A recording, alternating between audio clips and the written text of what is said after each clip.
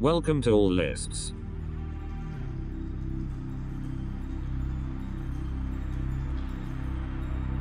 If you enjoy our videos, please make sure to subscribe and don't miss any new videos by clicking the bell button.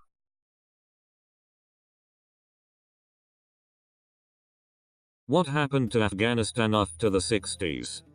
It used to be a good country with relatively good economy and many freedoms. It was a beautiful progressive land and an incredible and safe place to live in.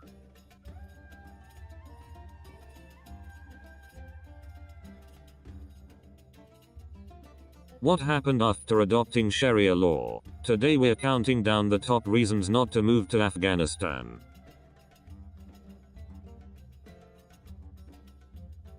Number 1.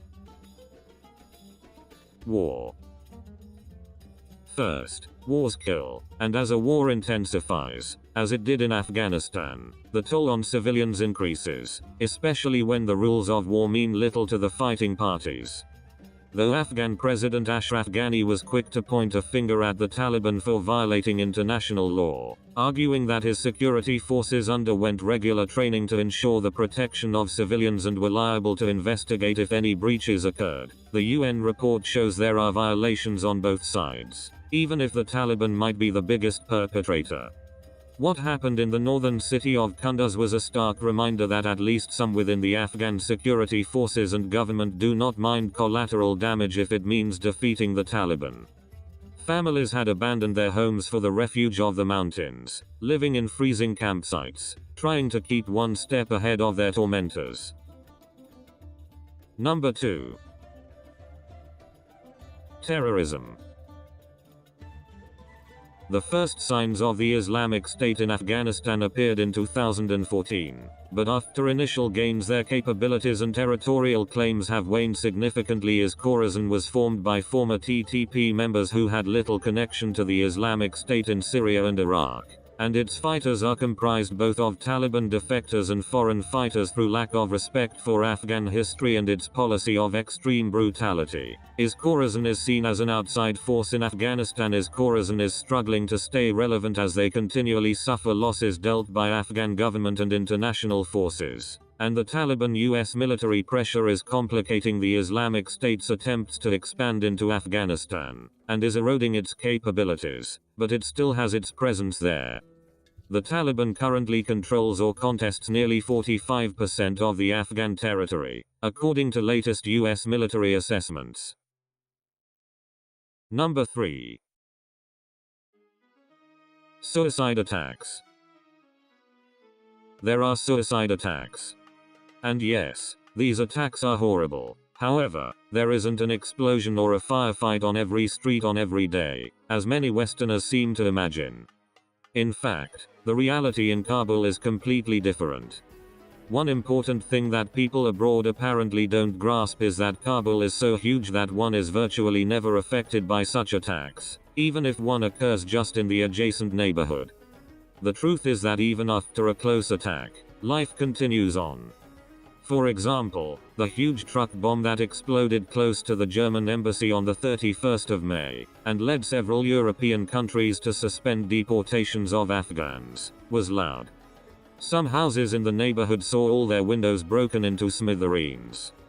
But only hours after the blast, many had already installed new window panes and swept together the shards of the old ones. The neighborhood dry cleaner did not even shut down and continued business almost as usual. Many other shops in the vicinity did the same. Life is back to normal minutes, if not seconds, after such horrible events.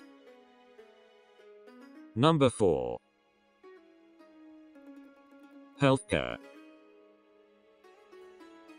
Healthcare insurance should be top priority if you are moving to Afghanistan.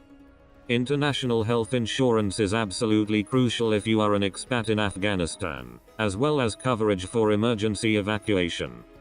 If you opt for an insurance package, then it is important to make sure that it has a solid medical emergency component. Insurance providers to choose from include Bellwood Prestbury, AAIB and ASF. Although healthcare can be expensive given the high risks associated with living in Afghanistan, it is worth investing in. There are a number of private hospitals, especially in Kabul. They include Wazir Akbar Khan Hospital and the Afghan German Hospital. The medical emergency number in Afghanistan is 112. Private healthcare coverage is so important for expats, even those who are new to Afghanistan and just arrived, given the extremely low quality of local healthcare by Western standards. According to the World Health Organization, Afghanistan has one of the least developed healthcare systems in the world. Maternal mortality is one of the highest in the world, and under 5 infant mortality also remains high. HIV/AIDS is an increasing concern given the prevalence of drug abuse, causing further strain on the local healthcare infrastructure. Number 5. Education. There are limited options for private and international education for overseas individuals. One main option is the International School of Kabul, ISK.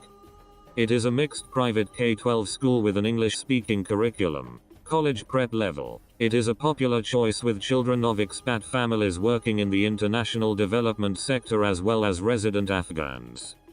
As of 2014, full tuition for K-12 students stands at $11,900. More broadly, over 10.5 million Afghans go to school, including over 2.5 million girls. 1 million Afghan pupils attended school with USAID assistance in 2013. However, due to limited resources, the quality of public education is lacking in many areas compared with Western standards. Public education is also a relatively new concept in modern Afghanistan. Number 6. Poverty. The vast majority of Afghans living in Kabul are too poor to afford any commodities. The poorest live and beg on the streets, barely surviving. A large number of them are disabled. It's not uncommon to see horribly twisted and deformed arms or legs. Number 7. Child forced labor. Children, men only a few years old, begging or polishing shoes all day long with their faces brown from both dirt and the sun, are also a frequent sight. The ones that are too young to even walk are carried by their mothers, who are hidden under the light blue, full-body veil commonly found throughout Afghanistan. While this veil is usually referred to as a burqa by foreigners, Afghans call it chaudhry. They sometimes come into restaurants going from table to table, begging. Number 8. Illiteracy. The increase in violence against women could be linked to extremism and to those who are uneducated. The lack of proper school buildings in the country is also a problem. Children who aren't going to school are at increased risk of early marriage, entering the workforce where they can be exploited, or even recruitment into armed groups or being trafficked. And the longer they are out of the education system, the less likely they'll ever go back. Number 9. High unemployment. Unemployment is rampant. And even the few that have work, at construction sites, car repair workshops, restaurants, or offices get nowhere. Most salaries are meager and often have to support not only the large immediate family, but also extended relatives that easily amount to dozens of people. In fact, unemployment is so bad that most Afghans who want to flee or have already done so indicate the lack of any work opportunities and the war as the main reason for their decision. And while the deportees that I have met often talk about the danger of attacks and the war, during the conversations it becomes clear that also they are seemingly more worried about the lack of economic perspective. 10. Arranged child marriages. Cultural practices such as bride price, child engagements, where children are engaged before birth, exchange marriages between girls from two separate families, and giving girls in bard to solve a communal dispute, contribute to the high prevalence of child marriage and low value assigned to girls in Afghan society. Child marriage has also been linked to the trafficking of girls. The legal age of marriage is 16 years for women and 18 years for men under the Afghan Civil Code. However, the father of a girl or competent court can consent to the marriage of a girl who is 15 years in extenuating circumstances. Number 11. Drug crisis. Others, mostly men, also make their situation worse on their own. In many parts of the city, but especially under certain bridges and on the bank of the rubbish-strewn Kabul River, addicts dressed in rags huddle together to smoke their next portion of opium or heroin. But they leave people alone. Also in general, there are almost no signs of street crime. Number 12. Corruption. A corrupt economy that makes it challenging to get a copy of your own degree without greasing a palm. Corruption is undeniable. Construction contracts are granted, then they get subcontracted and maybe even subcontracted, and at each stage of transfer, a cut of the money is taken. Corruption has blocked Afghanistan from being self-reliant and free.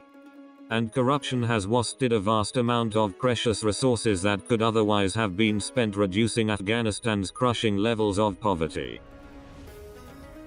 Number 13. Power cuts. Electricity failures that leave houses cold and dark for days at a time. Power cuts are still a regular feature of life, especially at peak times, with more Afghans wanting to watch TV, use electric radiators or cook on electric stoves. Only 1 in 3 Afghans has access to electricity despite years of spending to improve supply, and the country is still far too dependent on imported power.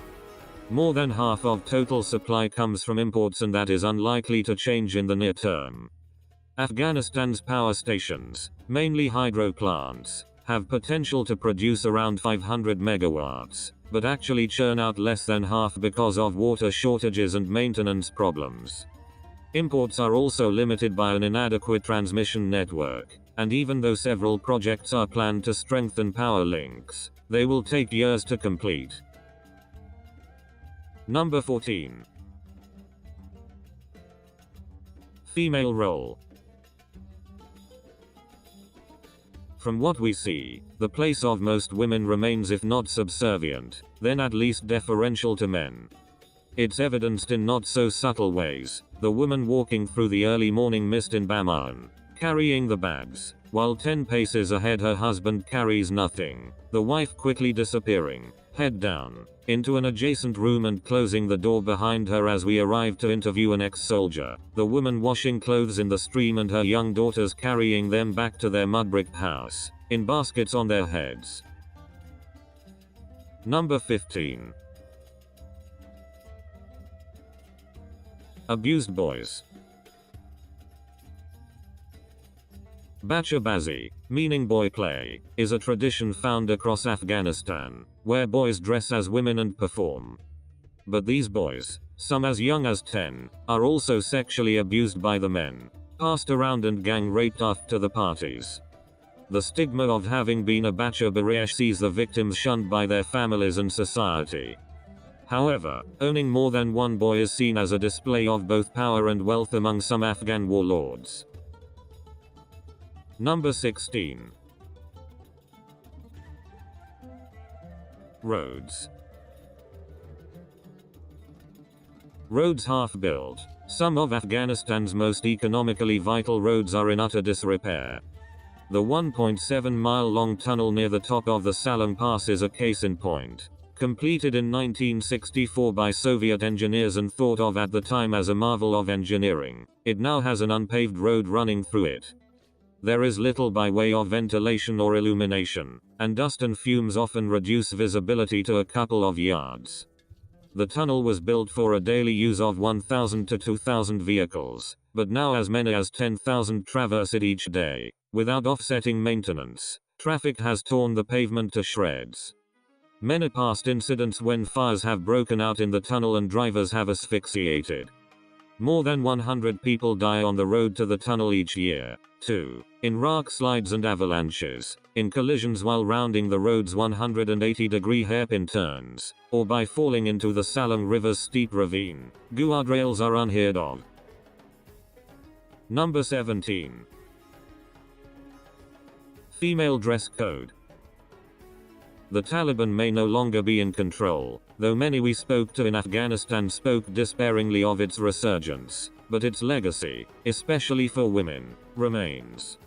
It is not now law for women to wear burqas, but it is still taboo to be in public without one, or at least a hijab, headscarf, to cover their heads. Check out new videos and subscribe below.